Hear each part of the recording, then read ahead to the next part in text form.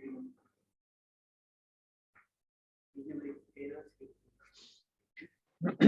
بسم اللہ الرحمن الرحیم. آواز کلیئر ہے؟ جی سر آواز کلیئر ہے. کلیئر ہے.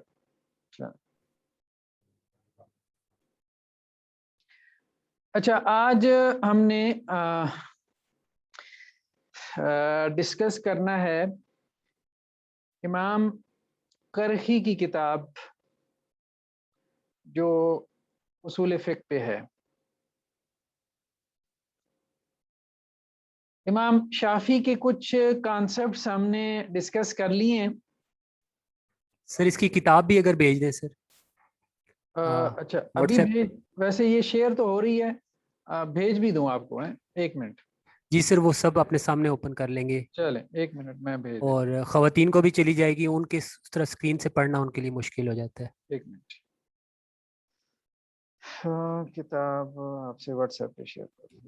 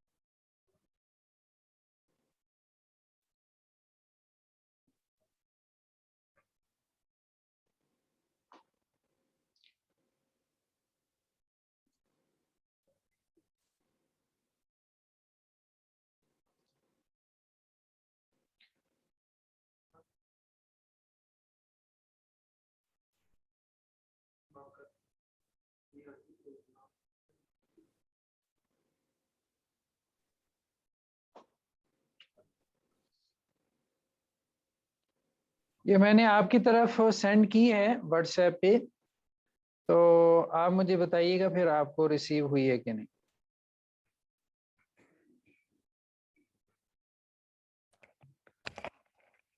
جی ٹھیک ہے سر, آپ سٹارٹ کر دیں. جو ہی میرے پاس ریسیو ہوتی ہے میں آگے بھیج دوں گا. ابھی تک تو نہیں آئی ہے جی تو میں آگے شیئر کر دوں گا کلاس میں. جی ٹھیک. اچھا جی, شیئر اسکرین. ایک منٹ.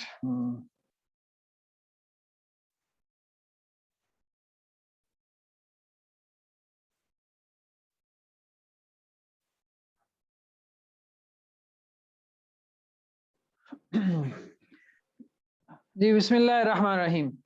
تو ہم نے امام شافعی کی کتاب جو الرسالہ ہے اس کو ہم نے کچھ ڈسکس کیا. ٹھیک ہے, پچھلے کوئی شاید 5 لیکچر ہوئے ہوں گے ہمارے الرسالہ پہ.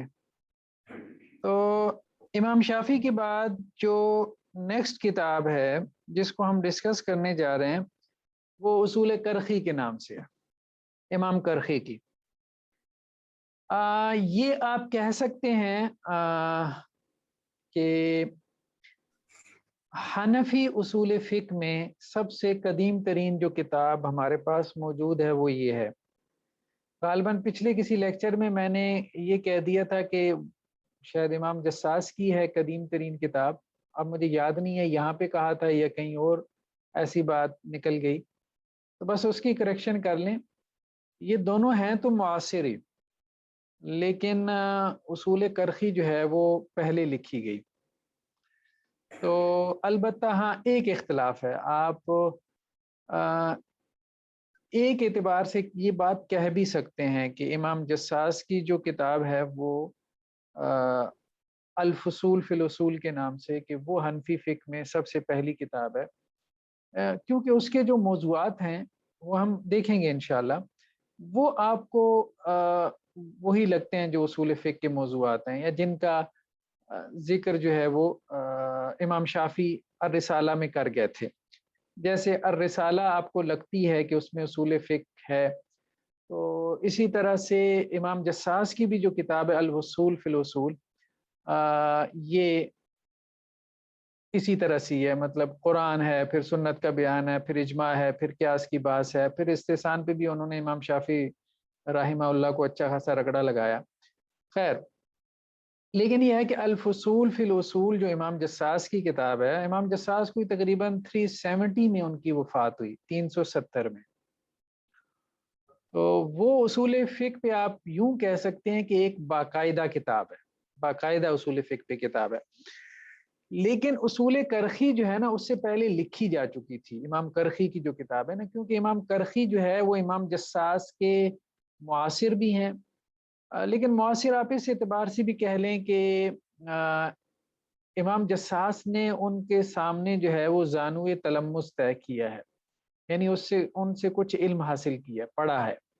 تو معاصر بھی ہیں، متقدم بھی ہیں امام کرخی. تو اصول کرخی جو ہے وہ پہلے آ چکی تھی، لیکن اصول کرخی کو جب آپ دیکھتے ہیں نا تو یہ آپ کو اصول فقہ کی کتاب کم اور قواعد فقہیہ کی زیادہ معلوم ہوتی ہے. قواعد فقہیہ تو سمجھتے ہیں نا، تو یہ اس کی کتاب زیادہ معلوم ہوتی ہے. لیکن پھر بھی بعض اہل علم نے کہا ہے کہ یہ اصول فقہ کی کتاب ہے، کیونکہ اس میں حنفی اصول فقہ بھی بیان ہو گئے ہیں، کچھ نہ کچھ قواعد فقہیہ بھی ہیں لیکن حنفی اصول فقہ بھی بیان ہو گئے ہیں. تو اس لیے یہ بہت ہی مختصر سا رسالہ ہے، بہت ہی مختصر سا ہے. تو اب آپ دیکھیں یہ ہمارے سامنے اس کی شرح ہے، یہ شرح بھی 120 پیجز میں جا کے مکمل ہوئی ہے، لیکن اس شرح کے ساتھ ایک اور شرح بھی ہے. یعنی یہاں اس 120 پیجز میں اصل متن بھی ہے اور متن کی شرح بھی ہے، پھر شرح کی شرح بھی ہے، اور پھر اس میں آپ شروع کے صفحات بھی نکال دیں، ٹھیک ہے، جس میں وہ مقدمہ ہے، تمہید ہے، تو پیچھے کچھ بھی نہیں رہ جاتا. تو بہت ہی مختصر سا رسالہ تھا.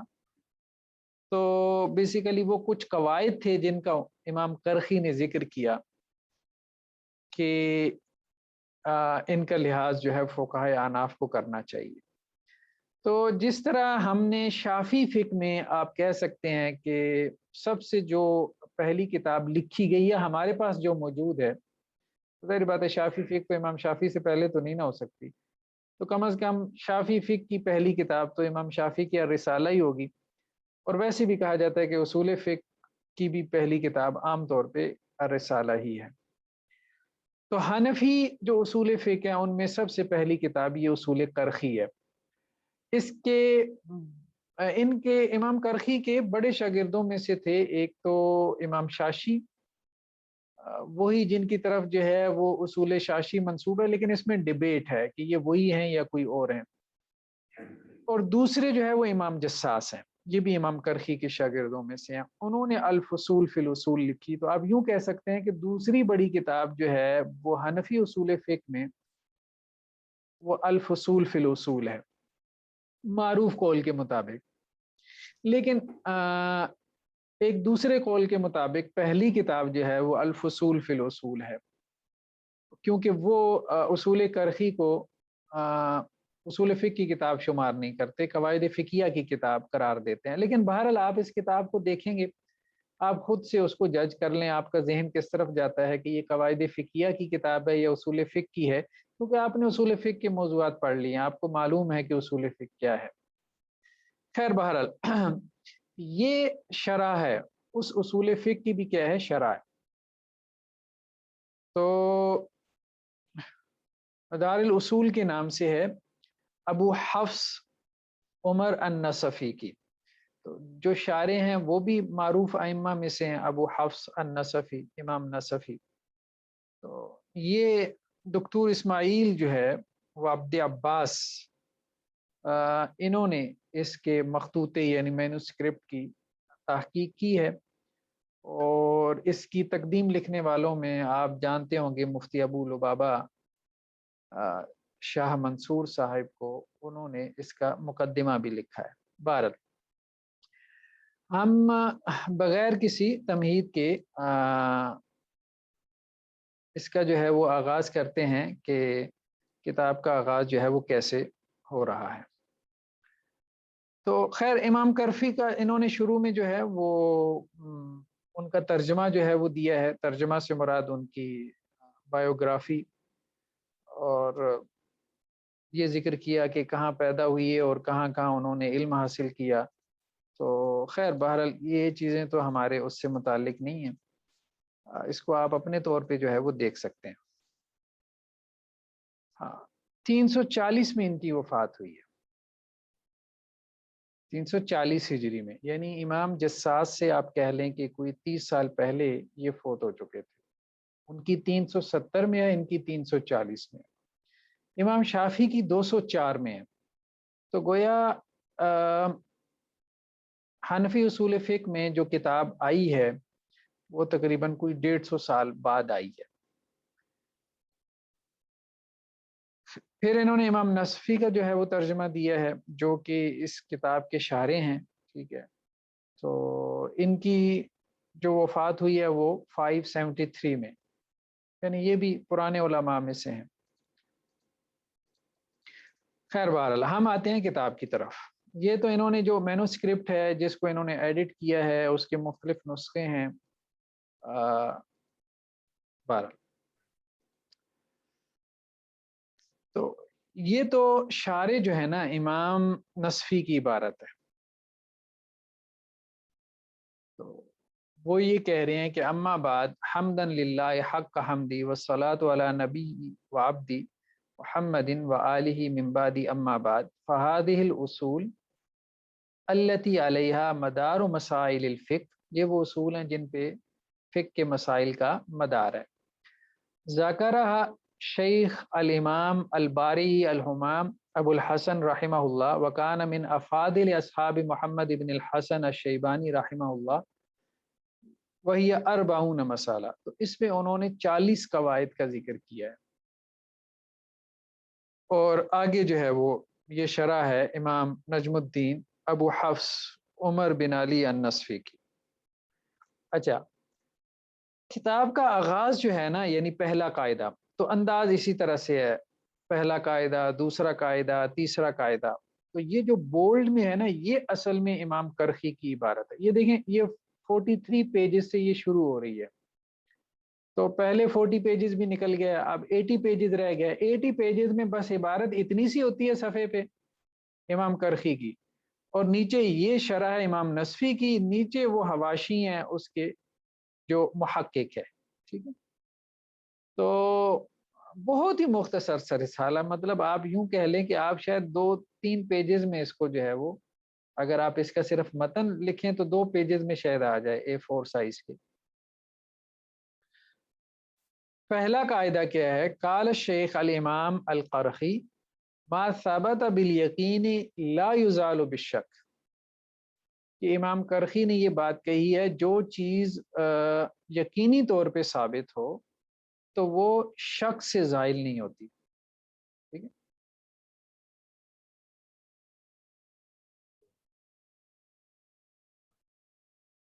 تو وہی مطلب الیقین لا یزول بالشک، یہ قواعد فقیہ میں سے آپ نے کہیں پڑھا ہوگا۔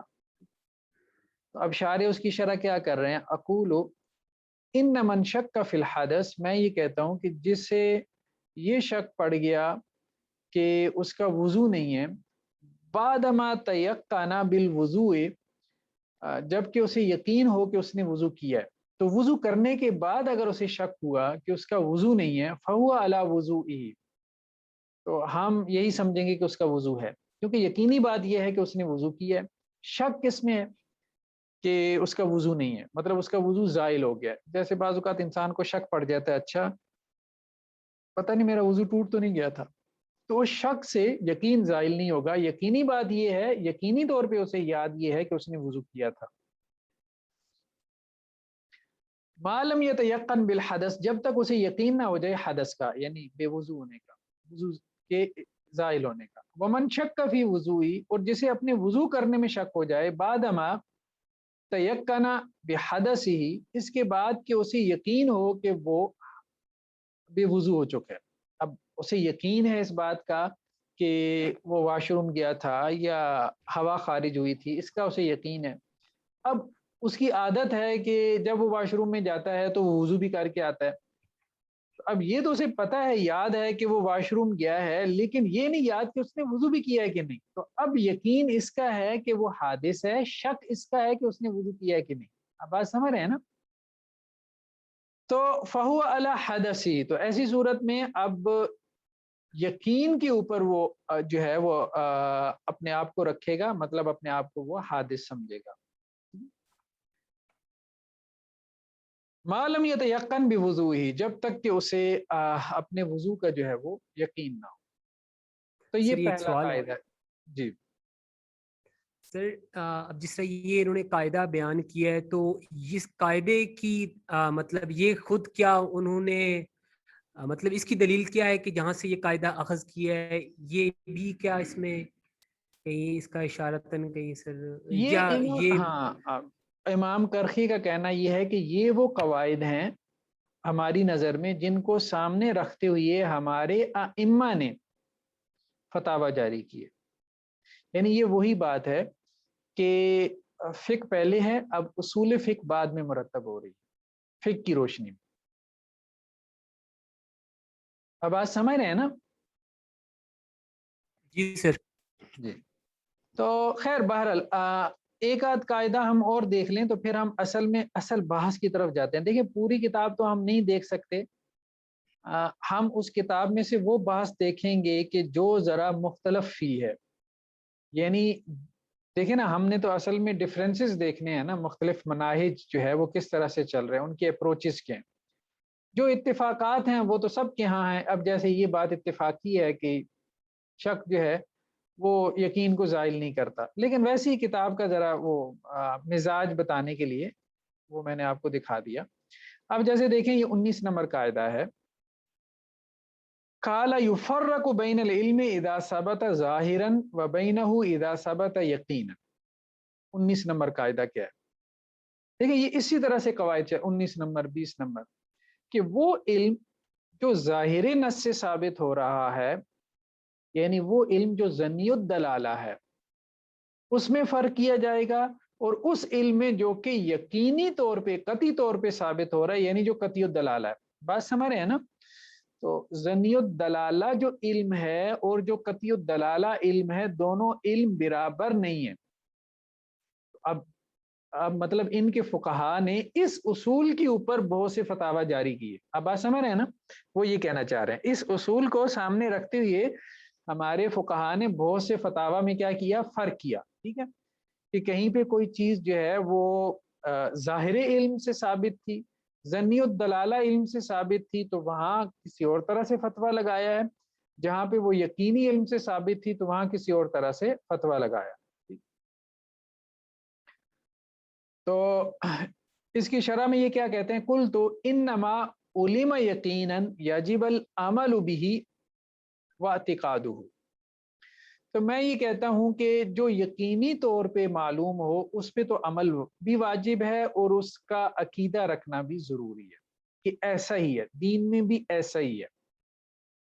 वमा साबत ज़ाहिरन, और जो शरीयत में ज़ाहिरी तौर पे साबित हो, यानी ज़न्नी तौर पे साबित हो, वाजबुल अमल बिही, उस पे अमल करना तो वाजिब है। वलम यजिद एतिकादुहु, लेकिन उसका अकीदा रखना क्या है, वाजिब नहीं है। मतलब अल्लाह के यहाँ हो सकता है कि वैसा ना हो। आप बात समझ रहे हैं ना? मुजतहिद ने जो मसला निकाला है, बाज़ औक़ात जो मसला वो निकाल रहा है वो यकीनी इल्म है। जब वो यकीनी इल्म है तो आप ये कहेंगे कि अल्लाह के नज़दीक भी शरीयत यही है जो मुजतहिद के नज़दीक है। और बाज़ औक़ात मुजतहिद जो मसला निकाल रहा है अख्ज़ इस्तिदलाल से, वो जो है वो ज़न्नी और दलाला है, वो ज़न्नी इल्म है मुजतहिद का, यानी उसमें गलती का इम्कान है। तो इसलिए मुजतहिद ये कहेगा कि गालिब इम्कान ये है कि यही अल्लाह का हुक्म है, लेकिन हो सकता है कि क़यामत वाले दिन जाके पता चले कि वो अल्लाह का हुक्म नहीं। ठीक है, वही बात कि मुजतहिद जो है या हाकिम इज्तिहाद करता है तो कभी मुसीब होता है, कभी मुख्ती होता है, कभी सही राय तक पहुंचता है और कभी उससे खता भी हो जाती है। वयुस्तौज़क़ु हाज़ा बिस्सलवातिल खम्स व बिल वित्र। तो इसको हम इस तरह से भी वाज़ेह कर सकते हैं जैसे 5 नमाजें और नमाज़े वित्र। अब 5 नमाजों का जो इल्म है वो ये कह रहे हैं कि ये यकीनी इल्म है। 5 नमाजें क्या हैं? ये यकीनी तौर पे साबित है, और वित्र जो है ना ये ज़न्नी तौर पे साबित है। यानी 5 नमाजें तो आप यूँ कह लें कि जी कुरान से साबित हैं या तवातुर से साबित हैं, ठीक है? और जो वित्र है ये खबर अहाद से साबित है। तो 5 नमाजों का इल्म यकीनी और कतई इल्म है, सर्टन नॉलेज है, और जो वित्र का इल्म है वो अखबार अहाद से है, वो ज़न्नी है। ठीक है, तो इसलिए अमल तो दोनों पे वाजिब है। عمل دونوں پہ واجب ہے، لیکن اس کا اعتقاد بھی واجب ہے 5 نمازوں کا اعتقاد۔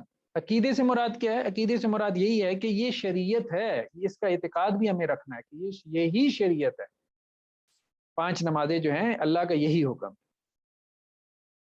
وقول الاذنین من الراس علم ظاہرا، اب کان جو ہے نا وہ بھی سر کا حصہ ہیں، یہ ہمیں کہاں سے معلوم ہوا؟ ظاہر نص سے، مطلب اخبار احاد سے۔ تو فلم یجوز اقامت فرض المسح به الذی ثبت یقینا، تو اب کانوں کے مسح کو ہم مطلب سر کے مسح کی طرح جو ہے جو یقینی طور پہ ثابت ہے، یعنی قرآن کی نص سے ثابت ہے، ہم کانوں کے مسح کو جو ہے وہ فرض نہیں کہہ سکتے۔ تو گویا جو یقینی دلیل سے ثابت ہوگا وہ فرض ہوگا، جو ظنی دلیل سے ثابت ہوگا، ظاہر دلیل سے ثابت ہوگا، وہ واجب ہوگا، جیسے 5 نمازیں اور وتر، جیسے سر کا مسح اور کانوں کا مسح۔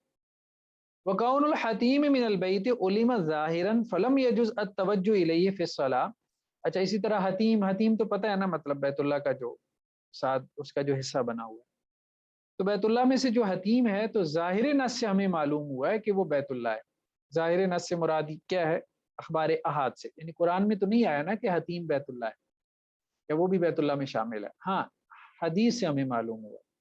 تو وہ کہتے ہیں کہ اب ظاہر نص سے یہ ہمیں معلوم ہوا ہے، اخبار احاد سے یہ ہمیں معلوم ہوا ہے، تو اس سے حتیم کے بیت اللہ ہونے کا جو ہمیں علم ہے وہ ہے ظنی الدلالہ علم، اور اس کے علاوہ وہ جو خانہ کعبہ ہے اس کے بیت اللہ ہونے کا جو علم ہے وہ قرآن سے ہوا، ٹھیک ہے۔ جعل اللہ الکعبۃ، قرآن میں آتا ہے نا اللہ نے کعبہ کو جو ہے وہ بیت حرام بنایا، تو وہ جو ہے وہ نص قطعی سے معلوم ہوا، تو وہ یقینی طور پہ کعبہ ہے۔ فلم یجوز التوجہ الیہ فی الصلاۃ مع استدبار البیت، ہاں اب اگر کوئی اس طرح سے نماز پڑھے کہ حتیم اس کے سامنے ہو لیکن کعبہ کی طرف اس کی پشت ہو جائے، تو یہ جائز نہیں ہوگا، یہ جائز نہیں ہوگا۔ کیوں؟ کعبہ کا بیت اللہ ہونا جو ہے وہ نص قطعی سے ثابت ہے، اور حتیم کا بیت اللہ ہونا وہ نص ظنی سے ثابت ہے۔ وقد ثابت فرض التوجہ الی البیت یقیناً، کیونکہ بیت اللہ کی طرف جو توجہ کرنا ہے وہ تو ظاہری بات ہے یقینی قطعی دلیل سے ثابت ہے، قرآن میں فولوا وجوہکم شطرہ یا فولی وجہ کا شطر المسجد الحرام، ٹھیک ہے۔ اسی طرح وَإِذَا قَضَى الْقَاضِي بِشَيْءٍ ثُمَّ عَلِمَ أَنَّهُ أَخْطَأَ، قاضی نے کوئی فیصلہ کیا پھر اسے معلوم ہوا کہ اس سے تو غلطی ہو گئی، مسٹیک ہو گئی، بِدَلِيلٍ ظَاهِرٍ لَيْسَ بِمُتَيَقِّنٍ، لیکن اسے یہ جو معلوم ہوا ہے کہ اس سے غلطی ہوئی ہے ایک ایسی دلیل کی بنیاد پہ جو ظاہر دلیل ہے، مطلب ظنی الدلالہ ہے اور یقینی دلیل نہیں ہے، لم ينقض قضاء، تو قاضی کا فیصلہ جو ہے وہ ختم نہیں ہوگا، اس کا وہ پرانا فیصلہ جو ہے وہ جاری رہے گا۔ وَإِذَا ظَهَرَ خَطَأُهُ بِدَلِيلٍ مُتَيَقِّنٍ، ہاں اگر قاضی نے کوئی فیصلہ کیا اور اسے معلوم ہوا کہ اس سے خطا ہوئی ہے، لیکن جس دلیل سے اس کو معلوم ہوا وہ دلیل یقینی دلیل تھی، مثال کے طور پہ کوئی نص صریح تھی یا اجماع تھا، نقض قضاء، وہ دلیل جو ہے وہ اس کے قضاء کو کیا کرے گی؟ واپس کر دے گی۔ خیر بہرحال یہ تو تھا اس کا جو ہے نا ہم نے اس کا ٹیسٹ معلوم کرنے کے لیے۔ اب ہم آتے ہیں اصل میں ان مسائل کی طرف کہ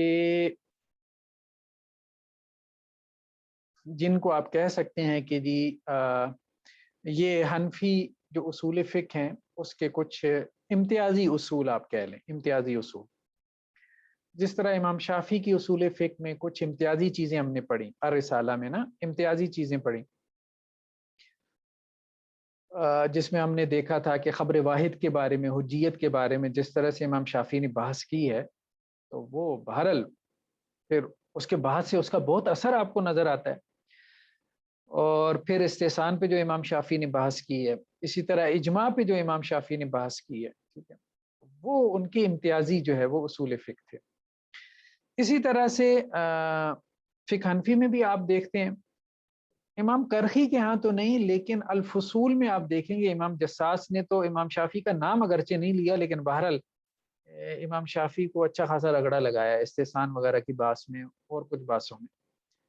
تو لیکن یہاں اصول کرخی میں ایسا کچھ نظر نہیں آتا کہ इन्होंने इमाम शाफी को या उनकी रिसाला को कहीं पे एड्रेस किया हो। मालूम नहीं, इन तक पहुंची नहीं थी, या फिर इन्होंने जानते बूझते उसको नज़रअंदाज किया, या इनकी किताब का वो मौजू नहीं था, सब्जेक्ट नहीं था। लेकिन बहरहाल ये जो अभी आगे इबारतें आ रही हैं, इससे लगेगा कि हनफी फिक इस वक्त कुछ डिफेंसिव हो रही थी, और दूसरी तरफ से एतराज़ात थे इनके ऊपर, जिसको इन्होंने एक काउंटर नैरेटिव के जरिए बयान करने की कोशिश की। अच्छा, कायदा नंबर जो है वो 29, अत्तासे वाली शुरून। अच्छा, इस किताब में ना कुछ गलतियां हैं इसकी ज़ेर ज़बर की ना, मतलब हरकत की काफ़ी सारी मैंने देखे हैं, उसको बस नज़रअंदाज करें। काल कुल्लु आया तो खालिफु कौल अस्हाबिना, के हर आयत जो हमारे असहाब के कौल के खिलाफ हो। कुरान की हर आयत, हमारे असहाब से क्या मुराद है, यानी इमाम अबू हनीफा और उनके जो साथी हैं, कादी अबू यूसुफ हैं, इमाम मोहम्मद हैं, इमाम जुफर हैं, तो हर आयत जो हमारे असहाब के कौल के खिलाफ हो, फइन्ना तुहमलु अलन नस्ख, तो उस आयत को इस बात पे मामूल किया जाएगा कि वो आयत मनसूख है। यानी कोई आयत अगर हमारे असहाब के फतवा से टकरा जाए तो वो आयत मनसूख शुमार होगी। औ अल तावील, या उस आयत की तावील की जाएगी। औ अल तरजीह, या फिर जो है ना वहां पे तरजीह का कायदा जो है वो लगाया जाएगा। व औला ज़ालिका, हाँ अलबत्ता इसमें बेहतर ये है, अन तुहमला अल तहवील, कि आप आयत को मनसूख ना कहें, या आप आयत को मरजू ना कहें। आप ये ना कहें कि ये जो फतवा है ये राजे है, आयत मरजू है, या आप ये ना कहें कि जी फतवा जो है वो नासिख है, आयत मनसूख है। आप उसमें तावील कर लें, ये ज़्यादा बेहतर है। अन तुहमला अल तावील, कि आप आयत की ऐसी तावील करें, मिन जिहत तौफीक, कि हमारे असहाब के फतवा में और आयत के मफहूम में मुआफ़क़त पैदा हो जाए, यानी दोनों में तारुज़ जो है वो ख़त्म हो जाए। अच्छा, अब ये जो बात है ना, इस पे खैर बहुत लेदे हुई है बाद में आके, हर ज़माने में बल्कि होती रही है। खुद हनफी फ़िक़्ह में ये जो अभी कवायद आगे बयान हो रहे हैं, यही कायदा इन्होंने हदीस के हवाले से, फिर आगे सहाबा के फतावा के हवाले से भी नकल किया है, जो यहाँ पे आयात कुरानिया के हवाले से बयान कर रहे हैं। तो इसमें बहुत लहदे हुई है। इवन के फ़िक़्ह हनफी में भी लोग दो हिस्सों में मुनक़सिम हो गए। कुछ लोगों ने कहा कि असल में ये कहना इनके लिए मुनासिब नहीं था। मतलब ये है कि ये अल्फाज जो है ना, ये मोहतात अल्फाज नहीं है। अल्फाज का चुनाव जो है वो अच्छा नहीं है, भले उनका मकसद कुछ और हो। लेकिन कुछ लोगों ने कहा कि नहीं, असल में हुस्न ज़न रखना चाहिए, और हमें उनके असल मकसद तक पहुंचने की कोशिश करनी चाहिए कि असल में वो कहना क्या चाहते थे। ये तो कोई मुसलमान जो है वो अपने ईमान के साथ नहीं कह सकता कि जी फ़िक़्ह हनफ़ी के इमाम के फ़तवा के खिलाफ आयत आ जाए तो आयत मनसूख होगी, तो इमाम का कौल उसका नासिख होगा, और आयत मरजू होगी और इमाम का कौल राजे होगा। ये तो कोई ईमान के साथ ये बात नहीं कर सकता। तो इतने बड़े इमाम कैसे ये बात कर सकते हैं? तो उनकी बात जो है ना, वो आप उसको गलत तरह से ना समझें। आप उसको हुस्न ज़न रखते हुए किसी और तरह से उसको इंटरप्रेट करें। देखें, बहरहाल जो इनकी इबारत है ना, एक बात कहना पड़ता है, ठीक है, हमें हुस्न ज़न रखते हुए इसकी अच्छी इंटरप्रिटेशन ही करनी चाहिए, और हम इंशाल्लाह से अच्छी इंटरप्रिटेशन ही करेंगे। एक मुसलमान से, बल्कि एक बहुत बड़े फ़िकी जो मकतब फ़िक्र के इमाम की ज़ाहिरी बात है, उससे हुस्न ज़न नहीं रखना चाहिए। लेकिन एक बात कम से कम कही जा सकती है कि ये इबारतें मुहतात इबारतें नहीं हैं। और हमारे यहाँ बहुत सारे, यहाँ बरसगीर पाक व हिंद में भी इन मसाइल के ऊपर काफ़ी लेदे हुई है। मौलाना अहमद रज़ा ख़ान बरेलवी जो थे राहिमहुल्लाह, उनको आप देखिए, उन्होंने जो नक़्द की है देवबंद के उलमा पे, मौलाना अशरफ अली थानवी पे राहिमहुल्लाह, और दूसरे देवबंद के उलमा पे, तो वो इबारतों को ही पकड़ा है।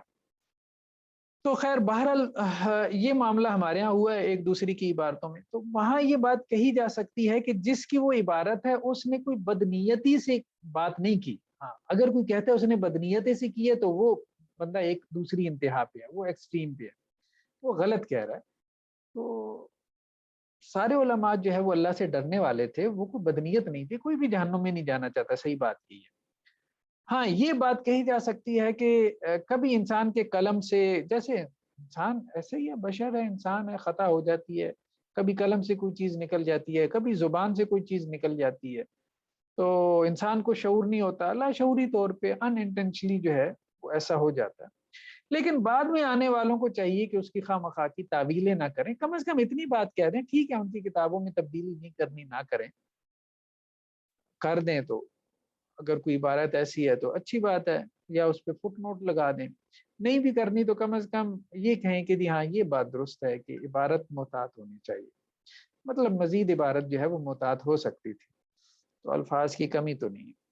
تو خیر بہرحال ہاں اس میں دیکھیں ومما ينبغي الاشارۃ الیہ ان هذا الاصل والاصلین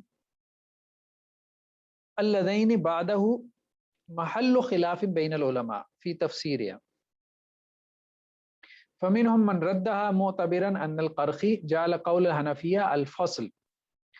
اچھا تو وہ کہہ رہے ہیں کہ جی میں یہ اشارہ کرنا ضروری سمجھتا ہوں کہ یہ جو اصل ہے، یا اسی طرح آگے بھی دو اصول، ایک یہ اصول جو قرآن کے بارے میں، آگے جو دو اصول ہیں ایک حدیث کے بارے میں اور ایک قول صحابی کے بارے میں.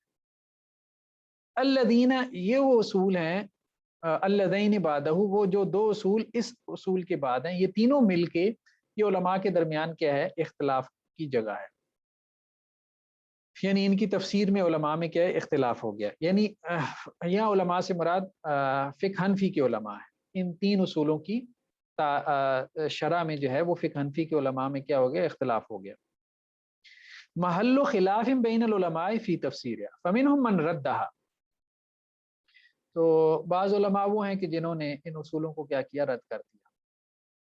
معتبرا ان القرخی رحمہ اللہ جعل قول الحنفیہ الفصل، انہوں نے اس بنیاد پہ امام کرخی کے یہ تینوں اصول جو ہے وہ رد کر دیے کہ امام کرخی نے تو حنفیہ کے قول کو جو ہے وہ قول فیصل بنا دیا فی قبول الآیہ، آیت کو قبول کرنے کے لیے یا حدیث کو قبول کرنے کے لیے یا قول صحابی کو قبول کرنے کے لیے. تو کچھ لوگ تو اس طرف چلے گئے، کیونکہ اب دیکھیں نا یہ اب اصول فقہ تو امام ابو حنیفہ کی ہیں نہیں ہیں، اللہ بہتر جانتا ہے. تو انہوں نے کہا کہ بعد میں آنے والے ایک ہمارے امام ہیں 300 سال بعد آ رہے ہیں، 350 سال بعد، اور انہوں نے کوئی خاص نسبت بھی نہیں کی کہ مطلب یہ اصول جو ہے وہ امام ابو حنیفہ کے تھے. اگر نسبت کر بھی دیتے تو ظاہری بات ہے کہاں ثابت ہو سکتا تھا کہ یہ امام ابو حنیفہ کی تھی. بیسیکلی یہ اصول کرخی ہی ہیں، ان کو اصول کرخی ہی کہتے ہیں، تو اصول امام ابو حنیفہ نہیں کہتے. خیر بارہ، تو انہوں نے اس بنیاد پہ اس کو رد کر دیا کہ یہ تین اصول تو ہم نہیں مانتے، یہ ہمیں نہیں لگتا کہ یہ ہمارے مذہب کے اصول ہیں، یعنی فقہ حنفی کے. ومنهم من اجاد الفہم والتمس العذر واحسن الظن، کچھ لوگوں نے ذرا مطلب ان کے لیے عذر تلاش کیا اور اس نے ظن رکھتے ہوئے کچھ نئے معنی جو ہے وہ ان کے ان اصولوں سے نکالے. مثال کے طور پہ انہوں نے کیا کہا، فجعلها منقبہ، یہ اصل میں منقبت ہے، یہ جو تین اصول ہیں یہ اصل میں منقبت ہے. تضاف الی مناقب الحنفیہ کغیر من الائمہ فی عدم تجاوزہم علی الکتاب والسنہ، وہ اصل میں ائمہ حنفیہ کی تعریف بیان کر رہے ہیں اور کہ وہ کتاب و سنت سے تجاوز نہیں کرتے تھے. یعنی ان کا کوئی قول جو ہے نا وہ کتاب اللہ سے ٹکرا ہی نہیں سکتا. یعنی یہ جو کہہ رہے ہیں نا کہ اگر کتاب اللہ کی کوئی آیت جو ہے وہ ہمارے ائمہ کے قول سے ٹکرا جائے تو وہ آیت منسوخ ہے، اس کا مطلب یہ ہے وہ یہ کہہ رہے ہیں کہ کوئی کتاب اللہ کی آیت ہمارے ائمہ کے قول سے ٹکرا ہی نہیں سکتی، یہ کہہ رہے ہیں. تو یہ اصل میں وہ اپنے ائمہ کی تعریف کر رہے ہیں. تو کہنے کا مقصد یہ ہے کہ انہوں نے اس کا ایک مفہوم اس طرح سے نکالا. وَأَنَّمَا أَصَّلُوهُ لَيْسَ فِيهِ تَجَاوُزًا عَلَى حُجِّيَّةِ الْكِتَابِ وَالسُّنَّةِ، اور جو انہوں نے اصول بیان کیے اس میں کتاب و سنت کی حجیت کے اوپر انہوں نے سوال نہیں کھڑا کیا، نہ ہی اس سے تجاوز کیا، اور نہ ہی قول صحابی کی حجیت जो है ना उससे उन्होंने तजावुज़ किया। बल लिअन्न अल-अइम्मा इत्तलऊ अला इलल नुसूस व मकासिदिहा व तुरुक तरजीह मिम्मा यूजिबु तर्क अल-अमल बिन-नस, बल्कि वो असल में ये कहना चाहते थे कि अइम्मा जो है वो नुसूस की इल्लतों से आगाह थे, नस की नुसूस के मकासिद से आगाह थे, और वो तुरुक तरजीह से आगाह थे कि ये नस आपस में मुआरिज आ रही है तो किसको तरजीह देनी है। मिम्मा यूजिबु तर्कल अमल बिन नस, और इस तमाम अमल में होता ही है कि बाज़ औक़ात आप क्या करते हैं, नस को छोड़ देते हैं। जैसे मुख्तलिफ नसूस अगर आपस में मुआरिज हैं तो एक नस को छोड़ के आप दूसरी की तरफ जाएंगे ना, तो वहां भी आप नस को छोड़ ही रहे होते हैं।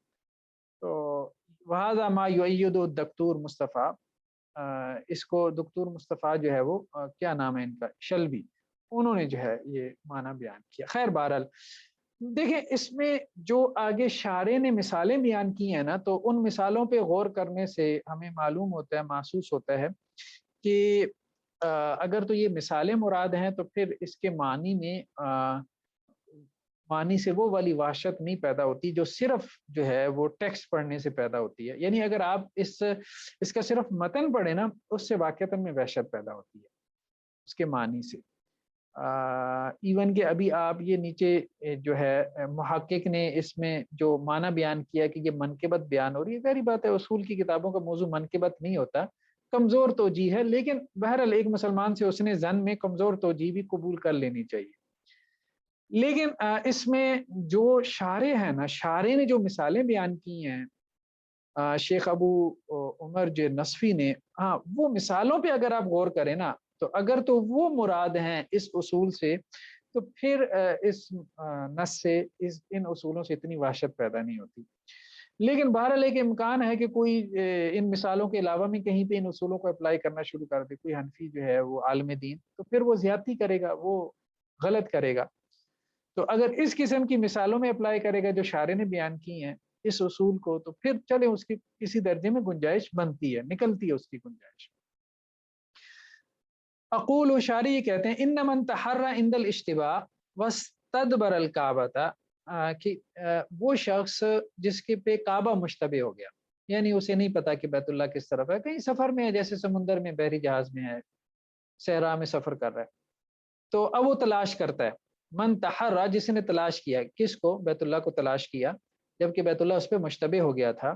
वस्तदबर अल काबा, अब उसने क्या किया कि अब इज्तिहाद ही किया ना कि बैतुल्लाह इस तरफ है, और जिस तरफ उसने नमाज पढ़ी है वो बैतुल्लाह की तरफ तो नमाज नहीं है, ठीक है। तो जाज़ इंदना, तो हमारे फुकहा का फतवा क्या है कि उसकी नमाज होगी, यानी वो बंदा जिसने बैतुल्लाह की तरफ जो है रुख करके नमाज नहीं पढ़ी, तो उसकी नमाज होगी। क्योंकि वो सफर में था, उसने इज्तिहाद किया इधर बैतुल्लाह होगा, लेकिन वहां नहीं था, तो अब उसने बैतुल्लाह के अलावा रुख पे नमाज पढ़, तो नमाज होगी। अब इस फतवे के खिलाफ क्या है, कुरान मजीद की ये आयत आ गई, लिअन्न तावील कौली ताला, ये जो कुरान मजीद की आयत है, फवल्लू वजूहकुम शतरा, कि तुम अपने चेहरों को क्या करो, बैतुल्लाह के रुख फेर लो। अब ये इसके खिलाफ जा रहा है ये फतवा।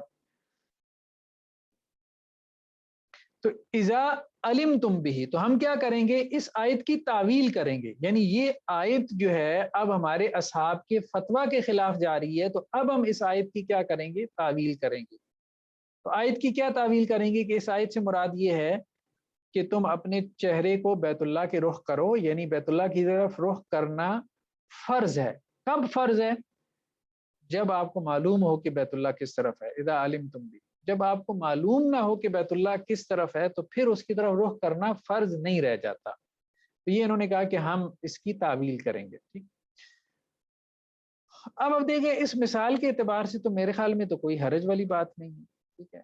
अगर तो ये मुराद है कि कुरान की आयत जो है हमारे असहाब के किसी फतवे के खिलाफ आ जाती है, तो हम उस आयत की तावील करेंगे, फतवे की तावील नहीं करेंगे। अगर उससे इस किस्म की मिसालें मुराद हैं तो फिर इसमें कोई हरज नहीं है। लेकिन बाज़ मुकामात पे जो है वो हरज हो सकता है, कहीं दूसरे मुकामात पे। दूसरी तरफ में जो लोग रद्द करते हैं ना, तो फिर वो और मिसालें बयान करते हैं। लेकिन बहरहाल हुस्न ज़न रखना चाहिए कि इनके सामने भी जो मातिन हैं उनके सामने यही इस किस्म की मिसालें रही होंगी। व इला हैसु वका तहर्रीकुम इंदल इश्तिबा व युहमलु अला नस्ख ककौली ताला, इसी तरह से جیسے اشتباہ کے وقت جو ہے آپ نے جو ہے وہ کوشش کی، اور کوشش کرتے ہوئے آپ نے کیا کیا کہ آپ نے ایک تو ہے آیت کی تحویل کی تھی، یہاں پہ آپ نے کیا کیا، آیت کو منسوخ قرار دے دیا۔ مثال کے طور پہ فَلِلَّهِ وَلِلرَّسُولِ وَلِذِي الْقُرْبَى، تو مال غنیمت میں سے اور کہا گیا کہ اللہ کے لیے حصہ ہے اور رسول کے لیے ہے اور رشتہ داروں کے لیے ہے، ٹھیک ہے۔ تو اب اس آیت میں کیا ہے، ثبوت سام ذوی القربى فی القسمہ، کہ رشتہ داروں کا حصہ ہے مال غنیمت میں، ٹھیک ہے۔ وَنَحْنُ نَقُولُ ان تسخ ذلك باجماع الصحابہ، تو ہم یہ کہتے ہیں کہ اب یہ جو رشتہ داروں کا حصہ ہے، رسول صلی اللہ علیہ وسلم کے رشتہ داروں کا حصہ ہے، یہ اب منسوخ ہو گیا۔ قرآن میں ہے کہ ہے اللہ کا حصہ ہے، اللہ کے رسول کا ہے، اور اللہ کے وسلم کے رشتہ داروں کا ہے، مال غنیمت میں حصہ ہے۔ اللہ کے وسلم کے رشتہ دار مطلب سید، اب کہہ لیں جو بھی ہیں چلے آ رہے ہیں، تو وہ کہہ رہے ہیں کہ نہیں، اب یہ منسوخ ہو چکا ہے۔ ہم یہ کہتے ہیں کہ یہ منسوخ ہو چکا ہے، کیوں؟ اجماع صحابہ سے۔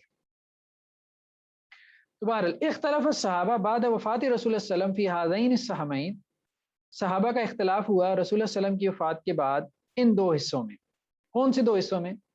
سہم رسول و ذوی القربہ، رسول صلی اللہ علیہ وسلم کے حصے میں اور رشتہ داروں کے حصے میں، رسول صلی اللہ علیہ وسلم کے رشتہ داروں کے حصے میں، کہ اللہ کے رسول جب تک تھے تو اللہ کے رسول کو بھی مل رہا تھا، رشتہ داروں کو بھی مل رہا تھا۔ فقال بعضهم، تو بعض نے کہا سام ذوی القربہ لقرابت رسول صلی اللہ علیہ وسلم، تو انہوں نے کہا کہ رشتہ داروں کا حصہ ہے اللہ کے رسول صلی اللہ علیہ وسلم سے قرابت کی وجہ سے۔ وقال بعضهم سام ذوی القربہ لقرابت الخلیفہ، تو بعض نے کہا کہ نہیں، یہ ذوی القربہ کا حصہ ہے خلیفہ کی قرابت کی وجہ سے، جو بھی مسلمانوں کا خلیفہ ہوگا تو اس کو یہ حصہ ملے گا۔ بعض نے کہا کہ ذوی القربہ سے مراد رسول اللہ صلی اللہ علیہ وسلم کے رشتہ دار ہیں، بعض نے کہا کہ ذوی القربہ سے مراد خلیفہ کے رشتہ دار ہیں۔ اللہ کے رسول اپنے دور میں ظاہری بات ہے اللہ کے رسول ہی تھے جو ہیڈ آف دی اسٹیٹ تھے، لیکن اس کے بعد پھر مسئلہ بدل جائے گا، پھر حضرت ابوبکر آ گئے، عمر آ گئے، عثمان آ گئے، علی آ گئے رضی اللہ عنہ۔ فقال آخرون، بعض نے کہا سہم النبی صلی اللہ علیہ وسلم للخلیفہ من بعدہ، کہ اللہ کے نبی صلی اللہ علیہ وسلم کا جو حصہ ہے وہ بعد میں ان کے خلفاء کو ملے گا۔ اب بات سمجھ رہے ہیں نا یہ ساری آراء۔ فاجتمع رأی اصحاب رسول اللہ صلی اللہ علیہ وسلم، تو اللہ کے رسول صلی اللہ علیہ وسلم کے صحابہ کا اجماع ہو گیا کس بات پہ؟ ان یجعلوا هذین السہمین فی الخیل والعد فی سبیل اللہ، کہ یہ جو دو حصے ہیں اللہ کے رسول کا اور رشتہ داروں کا، اس کو وہ کیا کریں، گھوڑوں وغیرہ میں اور جہاد فی سبیل اللہ کی تیاری میں لگا دیں۔ فکان کذالک من خلافت ابی بکر و عمر، تو حضرت ابوبکر اور عمر کی خلافت میں اسی طرح سے فیصلہ ہوتا رہا۔ وہذا صریح فی الاجماع، اور ہمارے نزدیک یہ اجماع ہے۔ اخرج الامام عبد الرزاق فی مصنفی کتاب الجہاد اور باب ذکر الخمس و سہم ذی القربہ۔ خیر بہرحال تو یہ اس طرح سے انہوں نے بیان کیا کہ قرآن بیان کر رہا ہے کہ رسول اور رشتہ داروں کا حصہ ہے، اور ہم کہہ رہے ہیں کہ ان کا حصہ، ہمارے فقہا کہہ رہے ہیں کہ ان کا حصہ نہیں ہے۔ تو ہمارے فقہا کا جو قول ہے وہ ناسخ ہے، قرآن کی آیت منسوخ ہے، لیکن ہمارے فقہا کے قول نے قرآن کی آیت کو منسوخ نہیں کیا، بلکہ صحابہ کے اجماع نے منسوخ کیا۔ لیکن میرے خیال میں یہ تعبیر بھی جو ہے نا بہت ہی کمزور ہے کہ صحابہ جو ہے نا وہ اپنے اجماع سے قرآن کی کسی آیت کو منسوخ کر سکتے ہیں، یہ بھی نہیں کہنا چاہیے۔ آپ یوں کہہ سکتے ہیں کہ صحابہ کا جب اجماع ہوا تھا تو ان کے سامنے کوئی ناسخ دلیل آ گئی تھی، یہ مطلب جو ہے نا ایک کوئی معقول توجیہ ہو سکتی ہے، ورنہ تو صحابہ کو بھی اختیار نہیں، سارے صحابہ کیا مطلب پوری امت مل کے قرآن کی کسی آیت کو منسوخ نہیں کر سکتی۔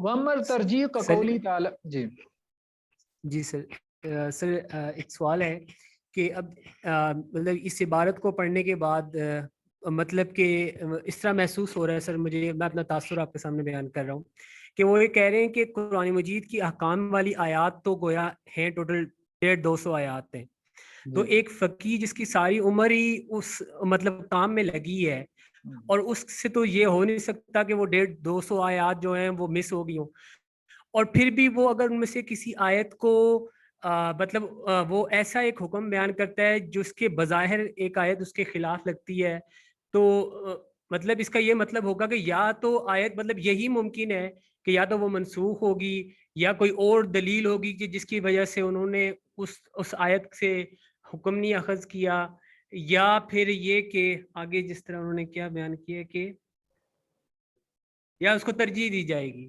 تو اور پھر یہ کہ سر مطلب اس سے میں سے ایک یہ بھی لگ رہا ہے نا کہ وہ منسوخ اپنے قول سے تو ظاہرہ کوئی تک ہی نہیں بنتی، ظاہرہ فتویٰ تو ان کا منسوخ کر ہی نہیں سکتا وہ ظاہرہ قرآن مجید کی کوئی. تو قرآن وہ شاید اس سے سر مطلب اس طرف نہیں ان کا مراد کہ قرآن مجید کی آیت ہی کسی اور آیت سے شاید وہ منسوخ ہو. اصل میں مراد تو یہی ہے، لیکن امام شافعی جو بات کر رہے ہیں نا، ابھی آپ اختلاف کو سمجھیں، اختلاف کی گہرائی کو سمجھیں. امام شافعی نے جو تنقید کی ہے نا استحسان میں، وہ یہی تھی. وہ کہتے تھے کہ بھائی یہ بات بھی نہ کرو. مطلب یہ ہے کہ آپ کے پاس کوئی دلیل تو نہیں ہے نا، دلیل تو ہے نہیں نا. آپ کہہ رہے ہو کہ منسوخ ہوگی ٹھیک ہے، ہم یہ مطلب مان لیا کہ جی آپ کے امام کے پاس دلیل تھی، لیکن آپ کے پاس اس کی کوئی دلیل نہیں ہے کہ آپ کے امام کے سامنے کوئی دلیل تھی. تو امام شافعی یہ کہہ رہے ہیں کہ بغیر دلیل کی کوئی بات نہ کرو. تو اس لیے وہ یہ کہتے تھے کہ آج آپ جب یہ بات کر رہے ہو تو ہمارے سامنے اس کی دلیل پیش کرو، یہ نہ کہو کہ اس کی دلیل امام کے ذہن میں تھی. امام شافعی اصل میں اس اعتبار سے رد کر رہے ہیں، وہ اصل میں دلیل دینے پہ زور دے رہے ہیں. وہ دلیل کی اتھارٹی جو ہے نا وہ کہہ رہے ہیں کہ اس کو قائم کرو امام یعنی کی سر آپ اتھارٹی کی بجائے. یعنی آپ یہ کہہ رہے ہیں کہ مطلب انہوں نے جب احکام بیان کیے تو سر ان کی جو یہ مفصل کچھ کتابیں جہاں پر یہ اس کے مطلب کہ بلکہ کچھ تو ہیں جن میں وہ چاروں کے مذاہب بیان کرتے ہیں، چاروں کے دلائل بھی بیان کرتے ہیں. تو وہ اپنے کی کیا مطلب جہاں پہ اس طرح کا کوئی سین بن جاتا ہے تو وہاں پہ کیا وہ دلیل ہی نہیں بیان کرتے سر؟ نہیں ایسا نہیں ہے. دیکھیں دلائل تو وہ بیان کرتے ہیں، ایسا نہیں ہے. فقہ حنفی کی کتابوں میں بھی آپ کو دلائل ملتے ہیں، لیکن بہت سے مقامات پہ آپ کو دلیل نہیں ملتی. تو وہ پھر ایسے مسائل کی جو ہے نا وہ ایسے مسائل پہ جو ہے وہ بحث کی جاتی ہے. تو اب بہرحال دیکھیں آگے اور بھی چیزیں آئیں گی، بات زیادہ جو ہے نا وہ کھل کے واضح ہو کے سامنے آئے گی. تو وہ جو دوسرا پوائنٹ آف ویو ہے نا، یہ بات تو ہم بھی اس کو سمجھے نا کہ رول آؤٹ ہی کر رہے ہیں نا. اس بات کو ہم یہ نہیں کہہ رہے کہ وہ یہ کہہ رہے ہیں کہ ہمارے امام کے قول سے قرآن کی آیت منسوخ ہو جاتی ہے. اس قول کے ساتھ تو کوئی بندہ مسلمان بھی نہیں نہ رہ سکتا، تو کوئی معقول آدمی یہ بات نہیں کر سکتا. تو ہم نہیں کہہ رہے کہ ایسا وہ کہنا چاہ رہے ہیں، لیکن وہ یہ جو بات کہہ رہے ہیں نا کہ جی ہمارے امام نے اگر کوئی فتویٰ دیا ہے تو وہ قرآن کی کسی آیت کے خلاف ہو ہی نہیں سکتا. تو اس لیے اگر قرآن کی آیت کے خلاف ہے تو آپ قرآن کی آیت کی تعویل کر لیں. ہم کہہ رہے ہیں کہ کہیں پہ تعویل کی گنجائش نکلی گی اور کہیں پہ اگر آپ کو تکلف کرنا پڑ رہا ہے نا تو پھر آپ یہ تکلف کر کے تعویل نہ کیجیے گا. اب بات سمجھ رہے ہیں نا؟ تو جیسے جی رضاعت کے سر. مسئلے میں امام ابو حنیفہ رحم اللہ علیہ کا فتویٰ کیا ہے؟ اب قرآن کی واضح آیت ہے کہ مدت رضاعت کیا ہے؟ 2 سال ہے، لیکن ان کے یہاں 2.5 سال کا تذکرہ ہے. تو کہیں پہ ٹھیک ہے. اب میں نے کہا تھا یہ مثالیں اگر آپ سامنے رکھیں نا تو یہ مثالیں سمجھ میں آتی ہیں، لیکن کچھ اور مثالیں بھی ہیں اگر وہ آپ کے سامنے آئیں، وہاں پہ بھی اگر آپ یہی اصول اپلائی کریں گے نا تو میرے خیال میں وہ پھر معقول بات معلوم نہیں ہوتی. اب یہ بات کہنا کہ جی ویسے صرف قرآن بہت جی انفارمیشن کے لیے بتا دیں سر کہ یہ رضاعت کے والے مسئلے میں وہ یہ کیا کہتے ہیں، یہ حکم کہاں سے آیا ہے؟ یہ مطلب 2.5 سال آخر کیوں کہتے ہیں؟ نہیں، یہ تو ابھی میرے ذہن میں نہیں ہے، اس کو مجھے دیکھنا پڑے گا. نیکسٹ کلاس میں اس کو دیکھ لیتے ہیں. ابھی میرے ذہن میں نہیں ہے، مطلب تازہ نہیں ہے جی میرے ٹھیک ہے ذہن سر. جزاک اللہ تو سر. میں دیکھ کے بتا دیتا ہوں. واما ترجیح کا قول ہی تعالیٰ، ترجیح کی مثال کیا ہے؟ جیسا کہ اللہ تعالیٰ کا یہ قول والذین یتوفون منکم ویذرون ازواجا، کہ جو لوگ تم میں سے فوت ہو جائیں اور اپنے پیچھے بیویاں چھوڑ جائیں. ظاہروا ان الحامل المتوفى عنها زوجها لا تنقضي عدتها بوضع الحمل. تو ظاہر نص کیا کہہ رہی ہے کہ وہ حاملہ عورت جس کا شوہر فوت ہو جائے تو اس کی عدت جو ہے وہ وضع حمل سے ختم نہیں ہوگی، یعنی 4 مہینے گزرنے سے پہلے 4 مہینے 10 دن ٹھیک ہے. لأن الآیہ عامہ، کیونکہ آیت عام ہے. یہی ہے نا بات اس میں آیت میں کہ جو فوت ہو جائیں تو ان کی عدت جو ہے 4 مہینے 10 دن ہے، جن کے شوہر فوت ہو جائیں. لیکن دوسری آیت کیا کہہ رہی ہے؟ وَأُولَاتُ الْأَحْمَالِ أَجَلُهُنَّ أَن يَضَعْنَ حَمْلَهُنَّ، کہ جو حاملہ عورتیں ہیں ان کی عدت کیا ہے؟ وضع حمل ہے، یعنی اگلے دن اگر بچہ پیدا ہو جائے تو عدت ان کی ختم ہو جاتی ہے. یقتضی انقضاء عدتها بوضع الحمل، تو یہ آیت تقاضا کرتی ہے کہ جیسی وضع حمل ہو، بچے کی پیدائش ہو، تو اس کی عدت عورت کی ختم ہو جائے. قبل مضی الاشہر، بھلے 4 مہینے سے پہلے، یعنی 2 دن میں وضع حمل ہو جائے. تو اگر کسی عورت کا خاوند فوت ہو گیا اور وہ حاملہ عورت تھی، 2 دن بعد اس کا بچہ پیدا ہو گیا، تو اب اس کی عدت 2 دن ہی ہوگی، 4 مہینے 10 دن نہیں ہوگی، بھلے وہ بیوہ ہے. لأنها عامہ فی المتوفى عنها زوجها وغیرها من الحوامل، ٹھیک ہے، کیونکہ یہ آیت جو ہے وہ اس عورت کے بارے میں کہ جس کا شوہر فوت ہو گیا ہو، اور اس کے علاوہ جو بھی حاملہ عورت ہیں ان کے بارے میں یہ آیت عام ہے. لیکن رجحنا هذه الآیہ بقول ابن عباس، ہم نے عبداللہ ابن عباس کے قول کے مطابق اس آیت کو کیا کیا؟ راجح قرار دیتے ہوئے یہ فتویٰ دیا کہ انہا نزلت بعد نزول تلک الآیہ فنسختها، کہ یہ آیت اس آیت کے بعد نازل اور اس نے اس کو منسوخ قرار دے دیا. وعلی رضی اللہ عنہ جمع بین الاجلین احتیاطا، حضرت علی نے فتویٰ دیا کہ دونوں مدتوں کو جمع کیا جائے گا احتیاط کی وجہ سے، لاشتباہ تعریف، کیونکہ معاملہ مشتبہ ہو گیا. لیکن اب بات یہ ہے کہ یہ بات کہنا کہ یہ آیت منسوخ ہے، یہ ناسخ ہے، اب ہمارے پاس اس کی کوئی دلیل نہیں ہے، اس کی کوئی دلیل نہیں ہے. تو اب وہ یہ کہہ رہے ہیں کہ ہمارے ائمہ نے چونکہ یہ فتویٰ دیا ہے اور اس فتوی کی بنیاد جو ہے وہ ایک صحابی کا قول ہے، تو اس صحابی کے قول پہ ہم یہ کہہ سکتے ہیں کہ یہ آیت منسوخ ہو گئی ہے. لیکن یہ بات بھی میرے خیال میں اصولی طور پہ درست نہیں ہوگی. ہاں، آپ یوں کہہ سکتے ہیں کہ ایک ضمنی طور پہ ایک دلیل بن سکتی ہے کہ ایسا امکان ہے، مطلب ہو سکتا ہے کہ ایسی کوئی بات ہو. لیکن دوسری طرف بھی صحابہ کے اقوال ہیں کہ جو اس طرف نہیں گئے، نسخ کی طرف نہیں گئے، اس بات کی طرف کہ ایک آیت نے دوسری آیت کو منسوخ قرار دے دیا.